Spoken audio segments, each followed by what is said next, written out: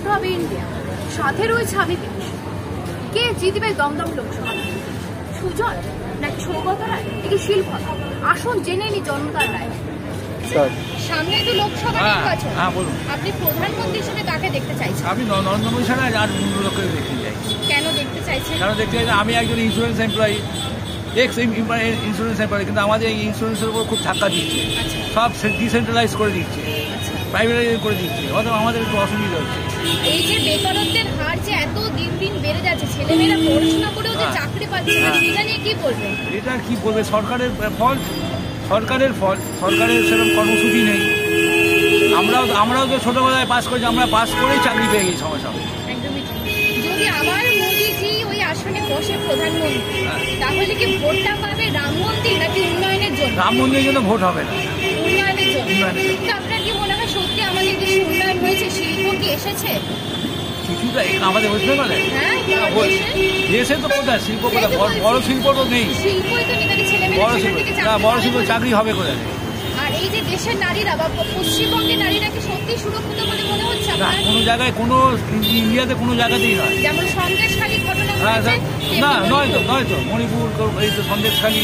তারপর আমাদের যে আমার খেলোয়াড়রা যে ছিল, তাদের সঙ্গে কি ব্যবহার হয়েছে বলতে, যে এমপি একজন রুলিং এমপি, তার এগেন্স্টে কোনো কেসই করলো না তারা। যাদবপুর লোকসভা কে জিতবে বলে মনে হচ্ছে? এটা আমি বলতে পারবো, আমি তো যাদবপুরে আমি তো থাকি না, আমি বলতে পারবো না। এখানকার দমদম লোকসভা কে জিতবে বলে মনে হচ্ছে? সৌগত রায় তো অনেক সিটিং এমপি আছে, এখন ওর দিকেই পাল্লা ভারী। সুজন জিতবে না মনে হচ্ছে? এত বছর ধরে সুজন তো অন্য জায়গা থেকে এসছে, লড়াই করতে হবে, দেখা যাক, সেটা বলতে পারা যাচ্ছে না। আর 42টার আসলে কটা আসন বলে মনে হচ্ছে যেই জিতবে? কটা সিট পাবে মনে হচ্ছে? কি করে বলবো, আমি তো সারা ওয়েস্ট বেঙ্গল ঘুরছি না। আপনার মনে হয় যে এইটুকু পেলে এইটুকু পেতে পারে? আমার তো মনে হয় যে টিএমসি একটু বাড়বে এবার, গতবারের চেয়ে টিএমসির একটু বাড়বে।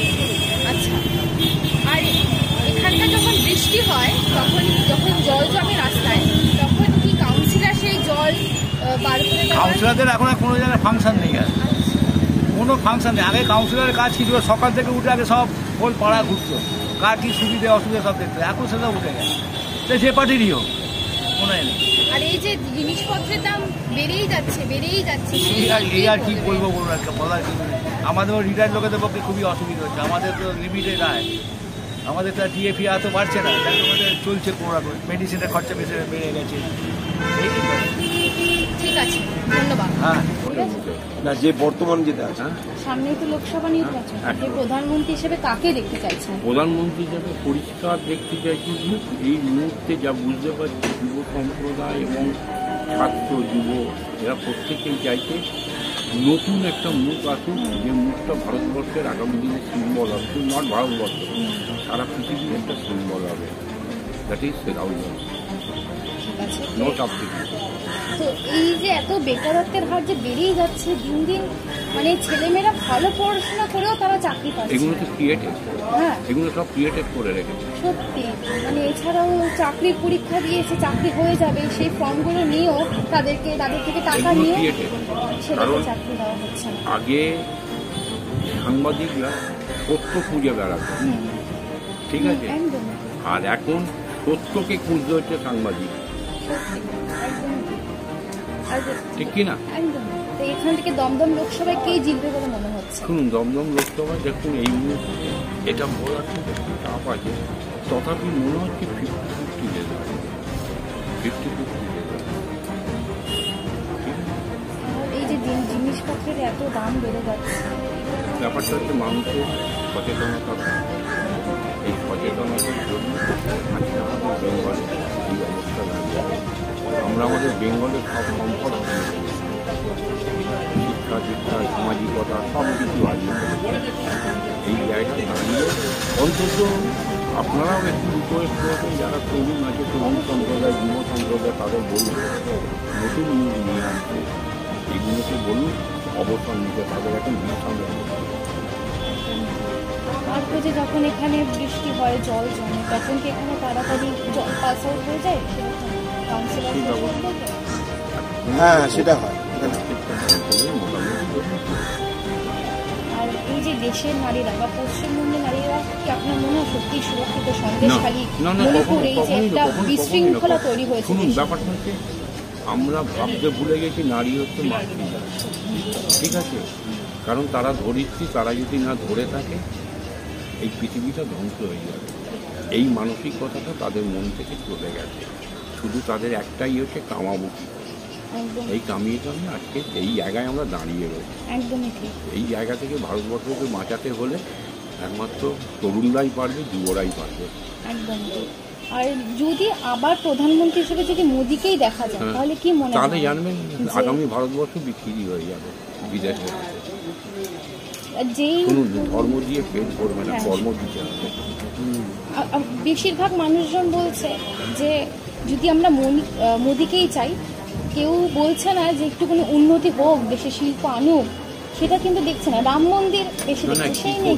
কি করে শিল্পটা নিয়ে আসবে? যে দেশে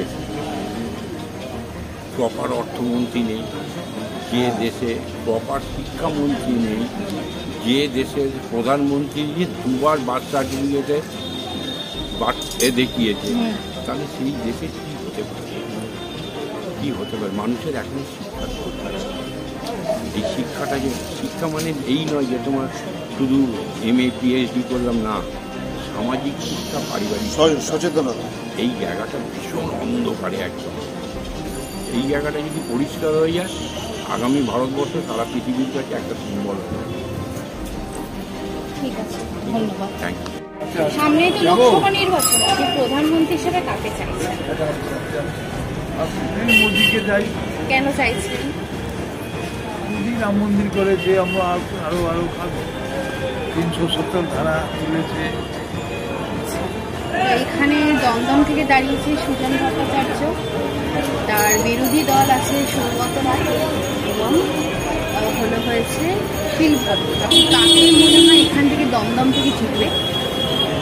ভোটটা পাবে কোথা থেকে? এখানে দমদম লোকসভা কে জিতবে বলে মনে হয়? এটা আমার কোনো আঁকড়া নেই, কে জিতবে আমার এখানে ফটো নেই। আচ্ছা আচ্ছা। আর এই যে বেকারত্বের হারটা যে এত বেড়ে যাচ্ছে, সেই নিয়ে আপনি যে ছেলেমেয়েরা পড়াশোনা করে চাকরি পাচ্ছে না, বেকার হয়ে ঘুরে বেড়াচ্ছে, সেটা কি আমার কি ওপর নলেজ নেই যে আমি কি বলবো, কি করলে কি হবে। আচ্ছা, সর্বোপরি আপনি মোদিকেই চাইছেন এবং যে চাইছেন সেখান থেকে আপনি কি চাহিদা রাখছেন যে এই জিনিসগুলো আরো উন্নত করলে আমাদের পক্ষে ভালো হবে? যে বাজারের দাম, এত জিনিসপত্রের দাম বেড়েই যাচ্ছে, সেটা আমরা জানি যে কোনো সরকার হলে জিনিসপত্রের দাম কমবে না, বেকারি কমবে না। আর এখানে যে কোনো সরকার এটা বাড়বে। আর এই যে যখন বৃষ্টি হয়, জল জমে রাস্তায়, তখন কি তাড়াতাড়ি জল পাস আউট হয়ে যায়? এখানকার কাউন্সিলর কি সেটা দেখে তাড়াতাড়ি জল পাস আউট? এখানে জল জমে না।